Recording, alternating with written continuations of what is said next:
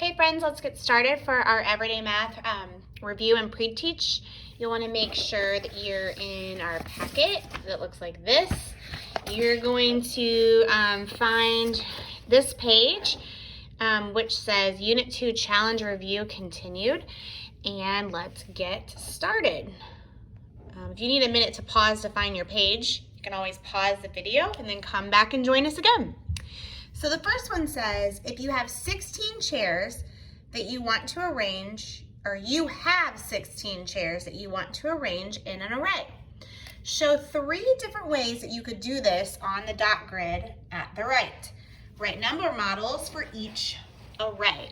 So let's take a look at this. We have 16 chairs. Well, I could do it by, we want equal groups. So I know that if I count, I could do it by rows of 2.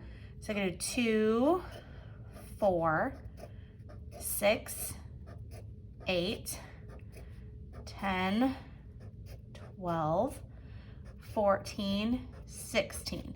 So that would be, how many rows? Let's see, we have 2, we have 1, 2, 3, 4, 5, 6, 7, 8. So we have 2 times 8 equals 16. Okay, and then of course we could flip that around and do 8 rows. Well, we have 2 rows right here of 8, or we could have 8 rows of 2. So 8 times 2 is 16.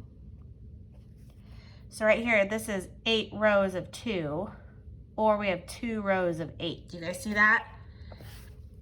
8 rows of 2, 1, 2, 3, 4, 5, 6, 7, 8.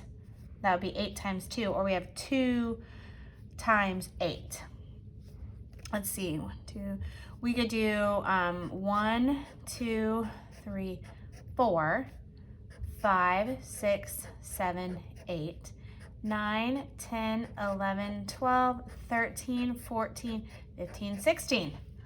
We could split it up this way. So we have 4 rows, 1, 2, 3, 4. We have 4 times 4 equals 16. Let's see. 3, so that's probably what I've got so far. And it says explain, how can you make a 16 chair array with 5, or can you make a 16 chair array with 5 rows? And that's not gonna be possible. Let's try it. Let's just, I'm gonna break this up right here.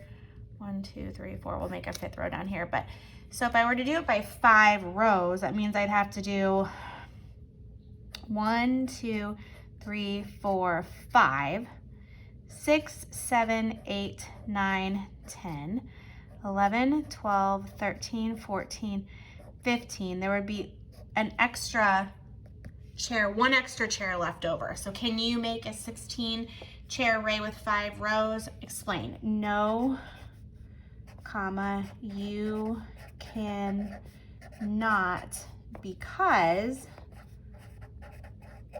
you would have 1 chair left over. So 1, 2, 3, 4, 5. 5 times 3 equals 15. So there was a row, like 1 row, 2 rows, 3, 4, and 5 rows. And there was 1, 2, 3 chairs in each row, but this chair was left over. Okay? So you can't do that. Make sense? Okay.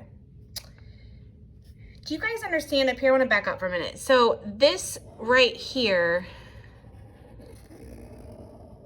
can go this way, or you can do 2 rows that go this way. We don't have any more room anymore because I showed the example down here, but you can take this and say that there are 1, 2, 3, 4, 5, 6, 7, 8 rows of 2. That would be this number sentence.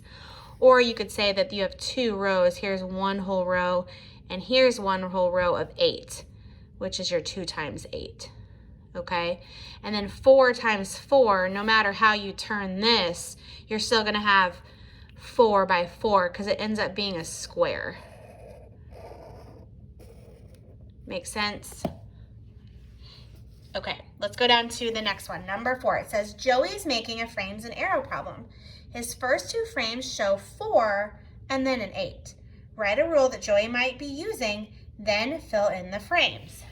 So he could be adding 4 because 4 plus 4 more is 8. So his rule could be plus 4.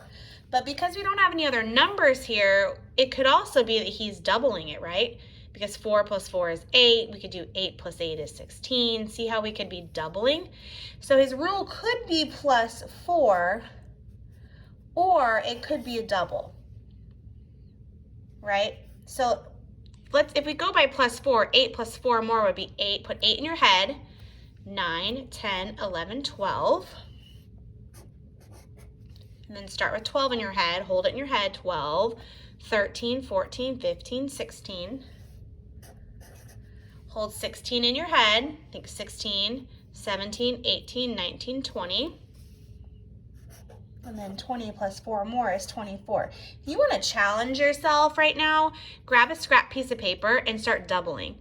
So because 4 plus 4 is 8, and then do 8 plus 8 would be 16.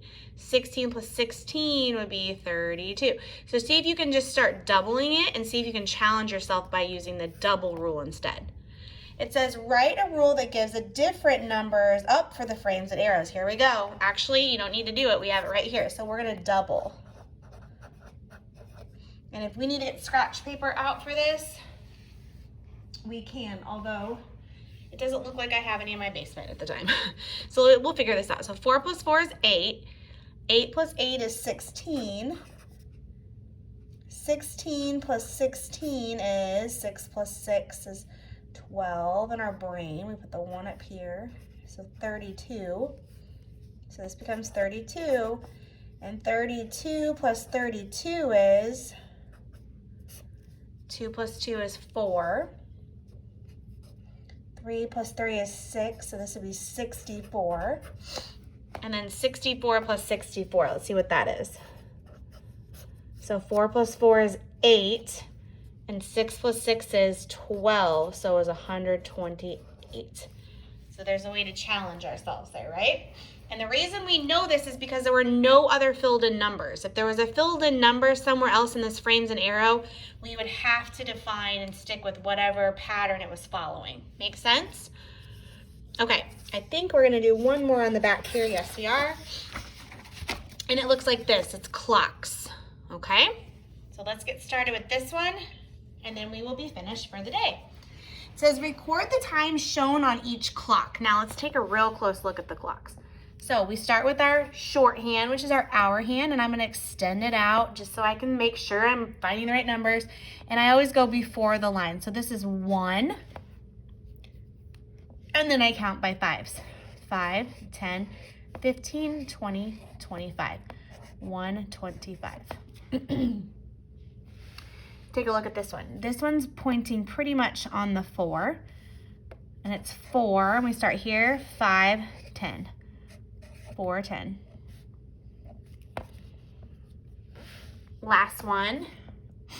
Now, looky here. This is what I was talking about, why it's so important that after our minute hand goes past the 6, we start to move in towards the next hour. So this was a close one. It looks like it was going to be 8, but it's not. It's almost 8. It's 5 minutes until 8. So it's really 7, and that's 55. Okay, that's 5 minutes. If it gets to, it's almost to the 8. Make sense? Okay. Let's take a look at the last two. It says draw the hands to show the times. The first one's going to be 6:15. So this little hand, the hour hand goes first. It goes on the 6, and then the minute hand goes to the 15. 5, 10, 15. This one says 6:30. So where's the minute or the hour hand going to go? It's going to go in between the 5 and the 6. So 6:30. Okay? I'm really going to be a stickler on this year as we look at time. Okay, The next one is some multiplication. So 8 times 2, it's really saying 8 plus 8, and that's a doubles fact, so we have 16. Now, this one's just putting the sum first. Here's the problem. It's 5 times 4. We're going to count 5 4 times. So 5, 10, 15, 20. 2 times 4. So that's 4 2 times. So what's 4? Or you could do 2, count by 2. So let's do 2 by 4. Let's count by 2s 4 times. Ready? 2, 4, 6, 8. And 4 2 times would be 4 plus 4, which is 8. 3 times 3. It's 3 3 times. So 3, 6, 9.